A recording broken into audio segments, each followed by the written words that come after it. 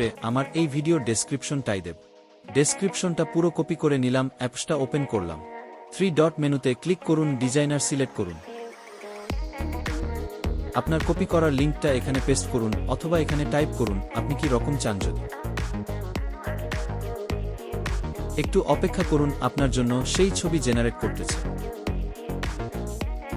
এবং তারপর আপনার থাম্বনেল তৈরি। এটি সহজ, দ্রুত এবং প্রফেশনাল। আপনার ভিডিওতে এটি যোগ করুন এবং দর্শকদের আকর্ষণ করুন। হ্যালো দর্শকরা, আপনাদের কি আমাদের ভিডিও ভালো লাগছে? তাহলে আমাদের চ্যানেলটি সাবস্ক্রাইব করুন। আপনার মতামত আমাদের কাছে খুব মূল্যবান, তাই কমেন্ট করে জানান আপনি আগামী ভিডিওতে কি দেখতে চান। এখানে কিছু আমার আগের জেনারেট করা ছবি দেখুন।